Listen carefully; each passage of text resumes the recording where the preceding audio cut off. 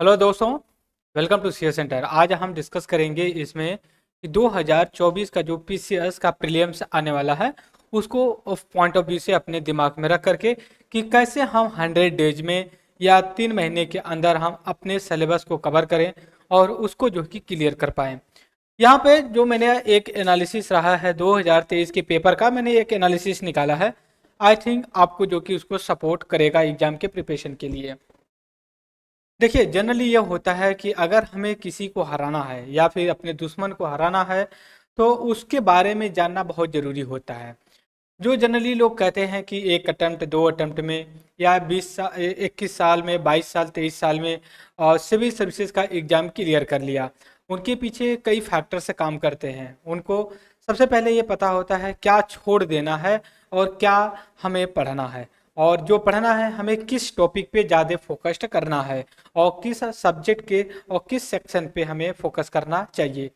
आज जो मैं डिस्कस करूंगा आप लोगों के साथ यहाँ पे पीसीएस 2023 के जो प्रीवियस ईयर का क्वेश्चन पेपर है उसका पीटी का, उसको आधार बनाएंगे और आपको अपनी स्ट्रेटजी बनाने के लिए मैं एक ब्लूप्रिंट दूंगा कि आप इस हिसाब से डिस्कस कर सकते हैं। यहाँ पे मैंने एनालिसिस ये किया है कि 100 डेज में हमें क्लियर अगर करना है आईएएस का एग्ज़ाम, ठीक है, एक सेकेंड, ठीक है, आईएएस का अगर हमें एग्ज़ाम 100 डेज में, सॉरी आईएएस का मैं बोला हूँ, पीसीएस का अगर एग्ज़ाम हमें 100 दिन या फिर 3 महीने में अगर कवर करना है तो उसके पीछे क्या स्ट्रेटजी होनी चाहिए। जनरली देखा जाता है कि जब हम बुक चलाते हैं तो हम फर्स्ट पेज से लेके लास्ट पेज तक पढ़ने की कोशिश करते हैं और बाद में हमें ये पता चलता है कि हम अपने एग्ज़ाम्स की जो रिक्वायरमेंट थी उसको कहीं ना कहीं स्किप कर दिया।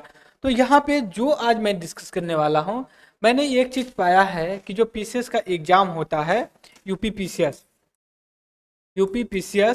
ठीक है, 2023 का जो हुआ है, ठीक है, इसमें एक चीज़ मैंने देखा है कि 150 क्वेश्चंस टोटल पूछे जाते हैं जीएस पेपर वन में, जीएस पेपर वन में। Is that clear? एक चीज़ और मैं यहाँ पे आप लोगों के साथ शेयर कर देना चाहता हूँ कि जीएस पेपर जो 2 जिसको हम बोलते हैं कि CSAT, right, comprehensive strategy aptitude test होता है जो, तो उसमें जनरली देखिए ऐसे सवाल पूछे जाते हैं कि क्वालिफाई होते हैं और वो आप कैसे भी किसी भी हालत में उसको क्लियर कर सकते हैं।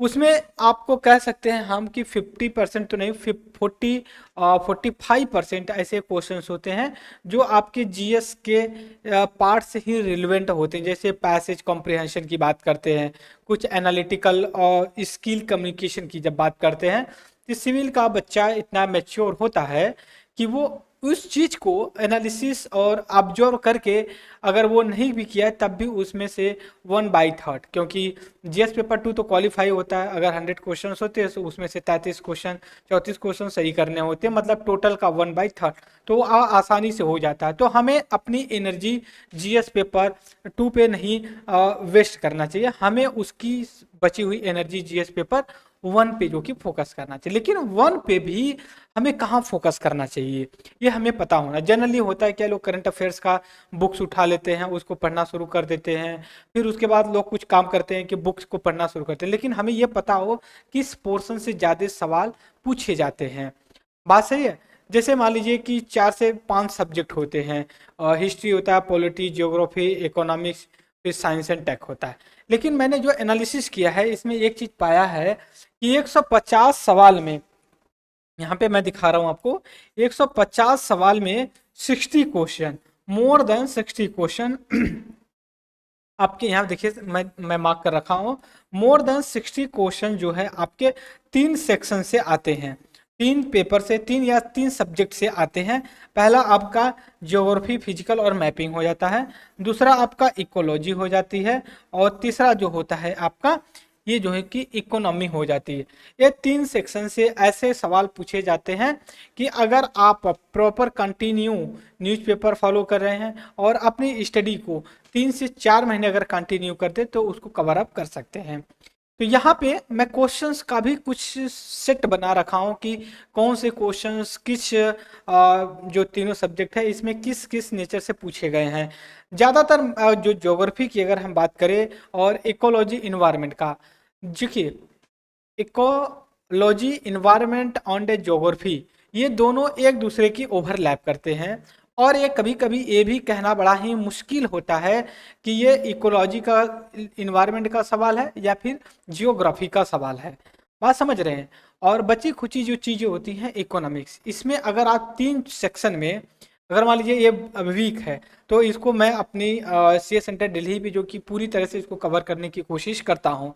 तो इसमें जो आपको कवर कराया जाएगा करंट अफेयर से स्टैटिक्स को ऐड करके। तो सबसे पहले ये भी पता होना चाहिए हमारा जो सेक्शन है यहाँ पे फिजिकल ज्योग्राफी और मैपिंग को लेकर के, इकोलॉजी इन्वायरमेंट को लेकर के। अब जैसे मैंने कहा ना कि बहुत से ऐसे सवाल होते हैं, बड़ा ही मुश्किल हो पाता है कि सेक्रीफाई कर पाना कि वो ज्योग्राफी के सवाल हैं या फिर इकोलॉजी और या फिर इन्वायरमेंट की हैं। इधर क्लियर, इसमें बड़ा ही कन्फ्यूजन होता है। तो इसके लिए हमें क्या करना है, ज्योग्राफी, इकोलॉजी, इन्वायरमेंट को एक साथ लेकर के स्टडी करनी चाहिए। क्यों? क्योंकि ये एक दूसरे से ओवरलैप करते हैं। जैसे अगर मैं आपसे बात करूं नेशनल पार्क, तो आप कहेंगे ये करंट अफेयर से है, इकोलॉजी इन्वायरमेंट से, ज्योग्राफी से, कोई दिक्कत नहीं। अगर हम मिक्स करके इसको स्टडी करते हैं तो बढ़िया रहेगा।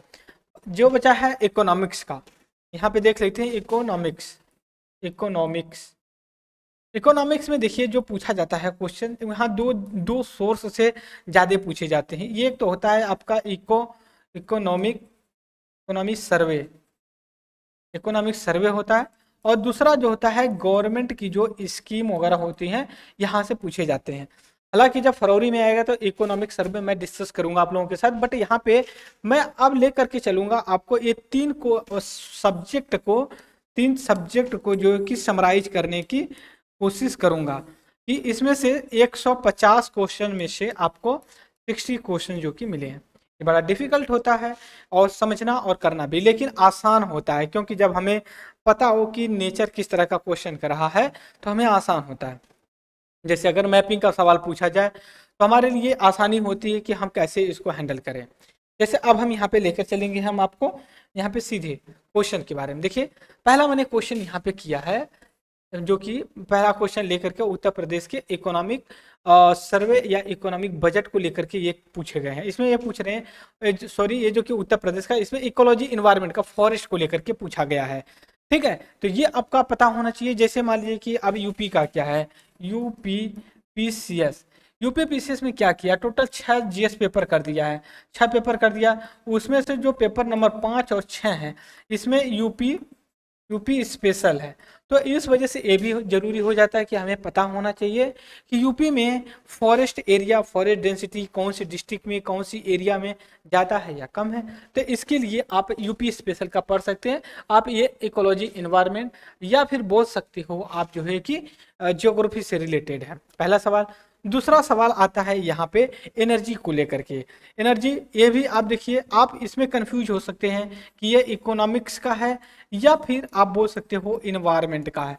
तो आप दोनों में इंक्लूड कर सकते हैं, बट जनरली अगर हम बात करें ये कहीं ना कहीं ओवरलैप करता है इकोनॉमिक्स के और जो कि इकोलॉजी इन्वायरमेंट के। जैसे हम यहाँ पे दिया है एक conventional, non conventional source of the energy के बारे में बात कर रहा है। जैसे कन्वेंशनल, जैसे हम ये बात करते हैं कि हमें इको फ्रेंडली जो है कि रहना चाहिए। दूसरी तरफ यह है कि हमें एनर्जी इकोनॉमिक डिपेंडेंसी की बात करते हैं, तो इसके लिए भी हमें रेडी होना चाहिए। तो ये आपका यहाँ पे 2 सवाल हो जाते हैं। अगर हम और आगे चल करके बात करते हैं इकोनॉमिक के बारे में ही, अगर हम बात करें तो जो पॉवर्टी की बात आती है, ठीक है, पॉवर्टी की बात आती है। और फिर इसके बाद अगर मैं बात करूँ international day of the eradication of poverty for 2023। अब इसमें इसका थीम पूछा है, ये आपका इकोनॉमिक का है और ये भी आपका इकोनॉमिक का है। जो पॉवर्टी को लेकर के ये पूछा जा रहा है, चूज द करेक्ट सीक्वेंस बारे में बात करें, विच of the following is the types the poverty choose the correct. अब ये पूछ रहा है कि कौन सी टाइप की आपकी पॉवर्टी है। तो इसमें देखिए ये क्या है कि ये भी इकोनॉमिक्स का है, ये आपका जो कि मोर देन 60 क्वेश्चन के ऊपर होगा। नेक्स्ट क्वेश्चन में देखेंगे तो role of the human resource in economic development which of the following, ये भी आपका इकोनॉमिक्स से रिलेटेड है। तो हमें ये पता होना चाहिए ह्यूमन रिसोर्स क्या है। ठीक है, ह्यूमन रिसोर्स के बारे में पूछ रहा है। तो ह्यूमन रिसोर्स के बारे में पहली बात तो हमें ये पता हो जाना चाहिए कि रियल में ह्यूमन रिसोर्स क्या होता है। देखिए किसी घर में अगर 4 बच्चे हैं और उनको अगर अच्छे से एजुकेशन शिक्षा दे दी जाए तो वो एक बहुत बड़ा रिसोर्स बनेंगे घर के लिए भी अपने और देश के लिए भी, वो जो कि बहुत बड़ा कंट्रीब्यूशन करेंगे। बट ये जो आजकल के ज़माने में चला है कि मतलब लेबर फोर्स वाला जो काम, हालांकि अब तो कुछ सही हो गया है, लेकिन जो हम ह्यूमन को एक अच्छे उनकी पोटेंशियल में यूटिलाइज करते हैं, हम उनको ह्यूमन रिसोर्स बोलते हैं, डेमोग्राफिक डिविडेंड बोलते हैं, राइट, वर्किंग एज बोलते हैं। तो ये आपका यहाँ पे आ जाता है। फिर उसके बाद अगर हम और आगे चल करके बात करते हैं, यहाँ पे देखते हैं नेक्स्ट पे हमने अंडरलाइन कुछ कर रखा है। देखिए अब यहाँ पे देखिए पॉपुलेशन कंट्रोल नेसेसरी। देखिए अब ये भी जो है कि आपका समझ में नहीं आएगा कि ये जियोग्राफी का है या फिर आपका इकोनॉमिक्स का है। ठीक है, तो जो मैंने सेलेक्ट किया है कि geography, geography plus ecology, ecology and environment plus आपका इकोनॉमी, इकोनॉमिक की बात करते हैं, ये तीनों देखिए सब्जेक्ट ना एक दूसरे से ओवरलैप करते हैं। अगर 100% नहीं किसी में हो पाता है, लेकिन बट इतना मैं जरूर कहूँगा 20 से लेकर के 35% तक, ठीक है, ये कहीं ना कहीं ये तीनों सब्जेक्ट एक दूसरे से ओवरलैप करते हैं। पॉपुलेशन को ले लीजिए, पॉपुलेशन आपको पढ़ने को मिलता है ज्योग्राफी में भी, पॉपुलेशन ज्योग्राफी, इकोनॉमिक ज्योग्राफी जब पढ़ते हैं। फिर अगर हम बात करते हैं इकोनॉमिक्स की, तो पॉपुलेशन का रोल किसी कंट्री में कितनी एज ग्रुप है, क्या पिरामिड है, वो इकोनॉमिक में, इकोनॉमिक जो कि डेमोग्राफिक डिविडेंड के रूप में कैसे काम कर सकते हैं। फिर उसके बाद हम चलेंगे नेक्स्ट पे, देखते हैं यहाँ पे देख सकते हो सेंसस को लेकर के। अब इसमें आप थोड़ा सा कंफ्यूज हो जाएंगे, बट आई एम सॉरी कि आप मैंने इसको इकोनॉमिक्स में दिया, बट जब हम सेंसस की बात करें, सेंसस में पूछा रहा पहली टाइम कब जो कि कैलकुलेट किया गया। दूसरी बात देखिए, जो हम अभी जो 2021 में जो इलेक्शन होने वाले थे सेंसस नहीं हुए अभी, लेकिन 2023 में अभी जो बिहार एक ऐसा स्टेट बना है जो कास्ट सेंसस, ठीक है, कास्ट सेंसस के बारे में बात की है और कास्ट सेंसस जो कि पब्लिश भी कर दिया है। तो ये आपका करंट अफेयर्स भी हो सकता है और जियोग्राफी का, पॉपुलेशन ज्योग्राफी के रूप में आ सकता है। इसका लिंक्स आप इससे बिहार से लिंक से कर सकते हैं। अब इसके बाद हम नेक्स्ट पे चलेंगे, यहाँ पे नेक्स्ट पे देखते हैं आगे। आगे देखिए यहाँ पे एक और दिया गया है financial sector, the physical management in the union budget. अब यहाँ पे देखिए बात की गई है लेकर के फिजिकल सेक्टर को लेकर के, तो ये भी आपका इकोनॉमिक सर्वे का है। ठीक है, इकोनॉमिक सर्वे जो आता है फरवरी में, ठीक है, फरवरी में आता है, फरवरी 1 फरवरी को तो बजट आता है, लेकिन 31 जनवरी को जो है कि आपका इकोनॉमिक सर्वे पब्लिश कर दिया है। ये भी आपका जो है कि इकोनॉमिक सर्वे से है। इसके बाद नेक्स्ट पे यहाँ पे देखेंगे, यहाँ पे दिया हुआ है आपका चीता। अब देखिए ये आपका बोल सकते हो करंट अफेयर्स भी है plus ecology, ecology and environment, ecology and environment दोनों से ये टच करता है और बिलोंग करता है। तो इसलिए हमारे लिए ये इम्पोर्टेंट हो जाता है कि हमें इस चीज़ को लेकर के अवेयर रहना चाहिए। जैसे मान लिया करंट अफेयर में बात है चीता को लेकर के, जो अभी इसी में ये भी पूछ सकता है कूनो नेशनल पार्क कहाँ पे है, वहाँ की जो है कि वेजिटेशन या फिर क्लाइमेट कैसा है, उसके बारे में सारी चीज़ें पूछ सकता है। और नेक्स्ट पे है देखिए G20 के बारे में पूछा हुआ, लोगों को लेकर के, लोगो क्या है, कैसे है, ये भी आपका बोल सकते हो इकोनॉमिक्स में या फिर बोल सकते हो IR या करंट अफेयर्स में आ जाता है। इसके बाद अगर हम और आगे चल करके बात करें, यहाँ पे देखिए इकोनॉमिक सर्वे 2023 के बारे में पूछ रखा है, फॉलोइंग इसमें क्या किया, ये आपका जो कि इकोनॉमिक से रिलेटेड है। आपका जो कि इकोनॉमिक सर्वे अगर प्रॉपर तरीके से पढ़ें तो इस क्वेश्चन को बहुत आसानी से जो कि हम सॉल्व कर सकते हैं, कोई दिक्कत नहीं आएगी। फिर इसके बाद नेक्स्ट क्वेश्चन पे the large coal producing centre in Ukraine. देखिए ये इसको आप बोल सकते हो करंट अफेयर्स में भी बोल सकते हो, और इसको आपको जियोग्राफी जो रिसोर्स होता है उसके लिए भी बोल सकते हैं। करंट अफेयर्स में कैसे बोल सकते हैं, क्यों, क्योंकि अभी रसिया एंड यूक्रेन के बीच में कॉन्फ्लिक्ट चल रहा है, तो वहाँ पे भी जो कि ये चीज़ें आ सकती हैं। बात समझ रहे हो। दूसरी बात यहाँ पे देखेंगे टॉपिक, ठीक है, टॉपिक ऑफ, देखिए विच of the following is true. अब यहाँ पे सैलिनिटी के बारे में पूछा हुआ है, ये आपका जियोग्राफी से रिलेटेड है। जियोग्राफी में आप अगर बात देखें तो यहाँ पे आप बोल सकते हो कि ओशियानोग्राफी, समुद्र विज्ञान को लेकर के पूछा गया है। अब इसके बाद एक और पूछा गया है चैलेंज वर्ड पॉवर्टी, एक बुक है, इसको लेकर के पूछा गया, किसने लिखा है, ये आपका जो है कि इकोनॉमिक्स से रिलेटेड है।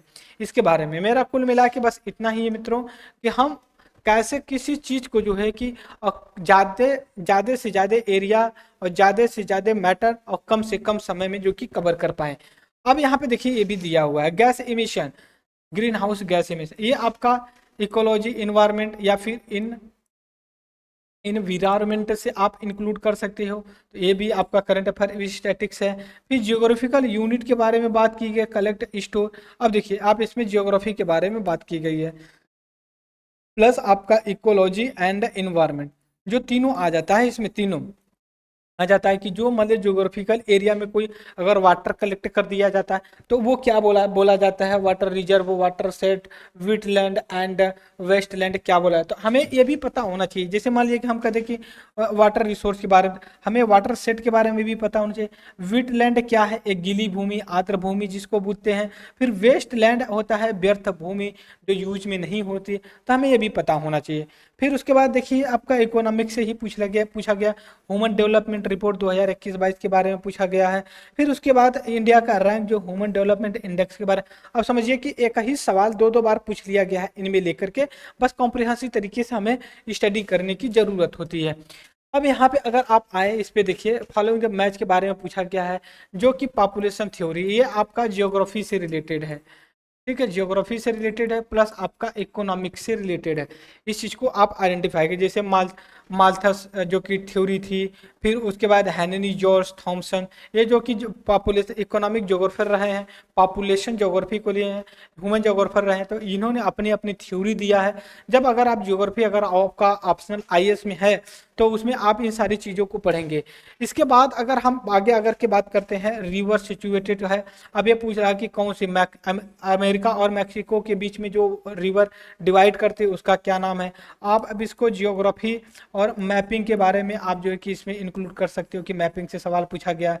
फिर उसके बाद पूछा जा रहा है कि कौन सा जो कि करेक्टली मैच है। देखिए नीति अल्गोहार जो पासेस वगैरह है, ये जो कि आपका जियोग्राफी मैपिंग से लेकर के है। फिर जो है ट्रॉपिक लेवल आपका जो है कि इकोलॉजी इन्वायरमेंट से रिलेटेड है, यहाँ पे ट्रॉपिक लेवल क्या होता है ये पता होना चाहिए।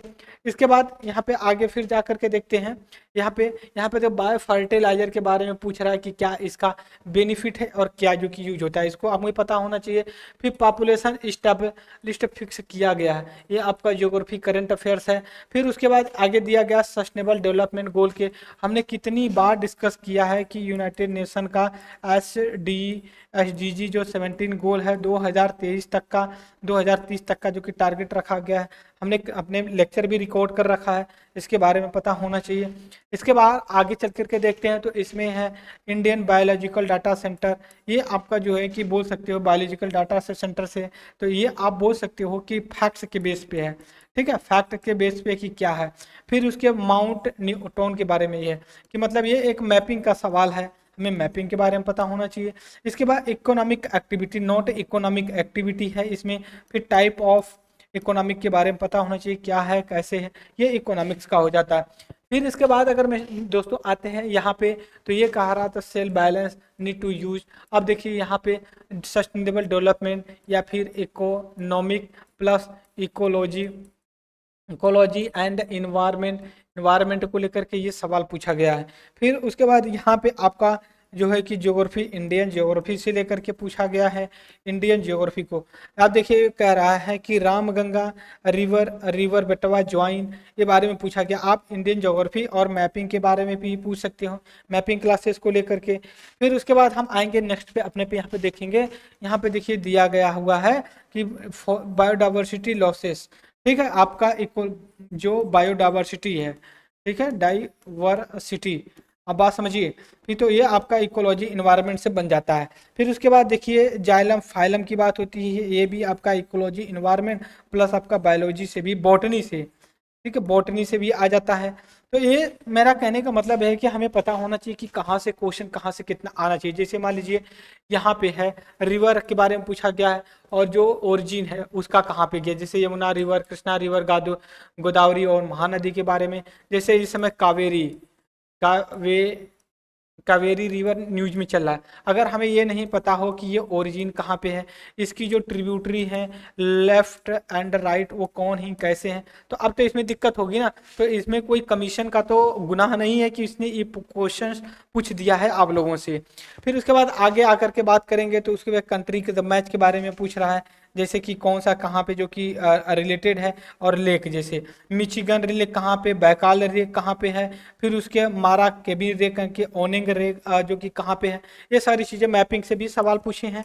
मैपिंग भी बहुत ज़रूरी होती है, इसलिए इम्पोर्टेंट है कि हमें पता होता है। फिर उसके बाद यहाँ मैपिंग पे सवाल पूछा हुआ है, किलिमंजारो, फिर उसके बाद होगर स्टैनिन वगैरह जो मतलब माउंटेन है ये कहाँ पे है कैसे है। देखिए मोरक्को का लोकेशन पता होना चाहिए, नाइजीरिया का, तंजानिया, युगांडा का पता होना चाहिए वो कहाँ पे और कैसे है। फिर उसके बाद अगर हम आगे आते हैं यहाँ पे देखिए हुंगुल डियर, ये आपका इकोलॉजी इकोलॉजी एंड इन्वायरमेंट से पूछा हुआ है। तो आपको पता होना चाहिए हुंगुर डियर कहाँ पे है, जम्मू कश्मीर में है, केरला में है, कहाँ पे, बहुत दूर दूर तक आंसर दिया हुआ था, इसलिए आसानी होगी उसको आइडेंटिफाई करने के लिए। अब आगे देखेंगे तो बहुत सारे सवाल आपको मिलेंगे यहाँ पे लेकर के। फिर देखिए सॉयल को लेकर के मिला है, सॉयल ज्योग्राफी, जो सॉयल जियोग्राफी होती है इस यहाँ से सवाल पूछा गया है। फिर उसके बाद आपका यहाँ ज्योग्राफी से स्मॉलेस्ट ऑफ द देम, अब ये पूछ रहा, हाँ अब देखिए ज्योग्राफी से ही ये भी सवाल है। ये जो डेजर्ट दिए हैं, great sandy desert, Arabian desert, Sahara desert, Gobi desert, इनकी एरिया के हिसाब से इनको लगाना है, कौन छोटा है कौन बड़ा है, ये सारी चीज़ों को लेकर। फिर आगे यहाँ पे देखेंगे आप सस्टेनेबल डेवलपमेंट का रियल में मीनिंग क्या है, तो ये आपका इकोलॉजी एंड एनवायरनमेंट से रिलेटेड है। हमारा कहने का मतलब है कि हमें ये पता होना चाहिए। अब यहाँ पे देख सकते हो कि पूरा लाइन से दिया गया है। अब यहाँ बायोडिग्रेडेबल है क्या है, पोल्यूशन आपका एनवायरनमेंट से दिया हुआ है। एजेंडा 21 आपका सस्टेनेबल डेवलपमेंट से दिया गया है। फिर उसके बाद डेजर्ट के बारे में पूछा गया है, आपका इकोलॉजी एनवायरनमेंट एंड जियोग्राफी से ये सवाल पूछा गया है। फिर उसके बाद ये पूछा गया है अलकनंदा एंड भागीरथी कहाँ पे मिलती है, इंडियन ज्योग्राफी मैपिंग से पूछा हुआ है। फिर उसके बाद ये होता है सीड वेव, जो है कि आपका इकोलॉजी एंड इन्वायरमेंट से पूछा है कि रियल में सीड वीड जो होती है वो किस चीज का सोर्स होता है। पास में ये आपका इकोलॉजी इन्वायरमेंट में सिलेबस में आ जाता है। Example of the lotic ecosystem ecology environment से होता है कितनी तरह के जो कि इकोसिस्टम होते हैं। फिर इसके बाद और आगे हम चल करके अगर बात करते हैं तो यहाँ पे देख सकते हो इल नीनो ला नीनो आपका जियोग्राफी से है। ओशनोग्राफी और क्लाइमेटोलॉजी से भी जो सवाल पूछा गया है। शिव समुद्रम एंड कलपट्टम, ये मतलब है क्या, ये आपका जियोग्राफी इकोनॉमिक जियोग्राफी से है और मैपिंग से भी रिलेटेड है। फिर उसके बाद 2023-24 का जो बजट आया हुआ है उसमें पूछा हुआ है कि कितने इंटरनेशनल जो अपॉर्चुनिटी यूथ स्किल को बनाने के लिए बोला गया है। फिर इसके बाद यहाँ पे first national centre for marine diversity के लिए बात की जा रही है, कहाँ पे ओपन किया गया है इसके बारे में पता होना चाहिए। फिर उसके बाद national park Gangetic biodiversity mainland by, तो ये बात की जा रही है कि ये बायोडाइवर्सिटी इन सीटू आउ जो कि इन सीटू, और उसके बाद ये बात की जाती है एक्स सीटू के बारे में बात करते हैं इकोलॉजी इन्वायरमेंट का, ये जो कि सवाल हुआ है। फिर उसके बाद आता है नेक्स्ट क्वेश्चन पे कि बायोलॉजिकल ऑक्सीजन डिमांड बीओडी को लेकर के आता है, हमें ये पता होना चाहिए हमारा जो कि इकोलॉजी एंड एनवायरनमेंट से ये सवाल है। फिर इसके बाद आगे पूछा गया है आपका जो कि जियोग्राफी इंडियन ज्योग्राफी से, ठीक है। इंडियन ज्योग्राफी में मानसून से लेकर के कहाँ पे कौन से टाइम, हमने सैकड़ों बार जो कि अपने लेक्चर में डिस्कस करते रहते हैं, हमने डिस्कस किया है। फिर उसके बाद नेचुरल रिसोर्स शुड भी, अब यहाँ पे फिर इकोलॉजी एंड इन्वायरमेंट से सवाल पूछ लिया कि sustainable development, economic development, socio development, organic development, ये सारी चीज़ जो क्या होता है, लेकिन यहाँ पे सस्टेनेबल डेवलपमेंट को फोकस किया गया है। फिर उसके बाद यहाँ पे आगे पोर्ट कंट्री, कौन सी कंट्री का कौन सा पोर्ट है, जैसे कौन सा मैच नहीं किया गया, जकार्ता जैसे इंडोनेशिया, रोटरडम नीदरलैंड, फिर मॉन्टेविडियो उरुग्वे है, फिर इग्नोर एप कहाँ पे है इसके बारे में पूछा गया है। फिर आगे अगर हम सवाल और देखते हैं यहाँ पे लास्ट पेज का है लगभग। फिर उसके बाद जो कि इकोलॉजी इन्वायरमेंट का ये है चंद्रप्रभा वाइल्ड लाइफ सेंचुरी के बारे में पूछा कि कहाँ पे है कैसा है। फिर उसके बाद ये पूछा है कॉज ऑफ डिफ्लेक्शन, जो कि आपका जियोग्राफी से है, वर्ल्ड जियोग्राफी के बारे में है, जो आप क्लाइमेटोलॉजी पढ़ेंगे, प्रेशर बेल्ट उसमें आपको कवर किया जाएगा। जो विंड्स होती है anti clockwise clockwise northern southern hemisphere में डिफ्लेक्ट होती है, वो क्यों होती है, कोरियोलिस फोर्स प्रेशर क्या है, उसके लिए पूछा गया है। फिर उसके बाद ये पूछा गया है water prevention and control of the pollution act कब लाया गया था, लेजिस्लेचर इकोलॉजी इन्वायरमेंट से रिलेटेड है। फिर उसके बाद मराइन रिसोर्स मतलब बोल सकते हो जियोग्राफी जो पूछा गया है। फिर ओजोन लेयर इकोलॉजी इन्वायरमेंट से पूछा गया कि ओजोन लेयर रियल में क्या है, क्या ऑब्जर्व करती है, कौन सी जो कि एटमॉस्फेरिक लेयर में है, ट्रोपोस्फेयर में है या फिर स्ट्रेटोस्फेयर में है, ये सारी चीज़ों को लेकर के पूछा गया। फिर उसके बाद सस्टेनेबल डेवलपमेंट कितने हैं, उनमें कौन सा पार्ट है, कितने नहीं, तो हमने पहले भी SDG के बारे में बात किया कि 17 SDG हैं और 2023-30 तक जो कि इसको कंप्लीट करने की बात की। फिर उसके बाद वीटलैंड डे कब मनाया जाता है, रियल में वीटलैंड होता क्या है, वीटलैंड को प्रोटेक्ट करने के लिए क्या क्या कन्वेंशन किए गए हैं, क्या लॉ बनाए गए हैं, ये सारी चीज़ें यहाँ पे बात की जाएंगी। फिर उसके बाद यहाँ पे सोशल प्रोटेक्शन को लेकर लास्ट में क्वेश्चन एक आया हुआ है जो कि ट्रिब्यूटरी को लेकर कि जो रिवर होती है उनकी ट्रिब्यूटरी क्या होती है, कैसे होती है। तो ये हमने PCS फिर से मैं यहाँ पे डिस्कस कर देता हूँ। UPPCS 2024 का हमने ये टारगेट बनाया है PT का।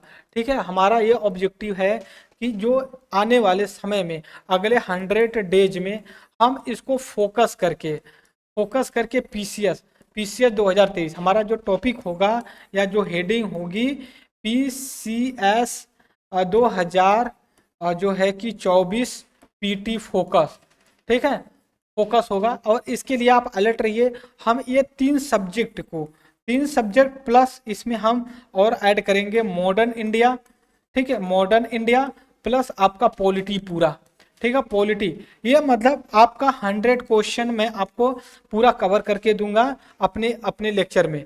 और इसमें समझिए कि जो 150 क्वेश्चंस आते हैं, ठीक है, 150 क्वेश्चंस आते हैं, मैक्सिमम आपका 100 क्वेश्चन का कट ऑफ जाती है। अगर आप 90 से लेकर के 95 में हैं तो आप जो कि अप्रॉक्सीमेटली श्योर हैं, क्योंकि 100 में बहुत ज़्यादा बता दिया हूँ और क्योंकि निगेटिव मार्किंग है तो इस वजह से काफ़ी इंपॉर्टेंट बन जाता है कि 100 के ऊपर अगर जाता तो बहुत समझिए कि दिक्कत वाली बात है, लेकिन 100 के ऊपर नहीं जा सकता कट ऑफ, तो इसलिए आप श्योर रहिए।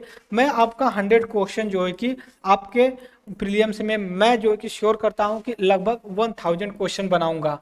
ठीक है, 1000 क्वेश्चन बनाऊंगा, उसमें से आपका कम से कम 80 से लेकर के 110 तक क्वेश्चन मैं कवर करने की कोशिश करूंगा कि जिसमें आपका क्वेश्चन 2000, ठीक है, 2024 के PT UP PCS में टच कर जाए। तो आई होप कि आप मेरा ऑब्जेक्टिव समझेंगे और उस चीज़ को फॉलो हम करेंगे और साथ मिल करके, राइट। तो इस लेक्चर में फ्रेंड्स इतना ही रहेगा और मुझे उम्मीद है कि आप जरूर इसको लाइक और शेयर जरूर करेंगे। सो इस लेक्चर में इतना है। Thank you very much the discussion. जय हिंद, जय भारत।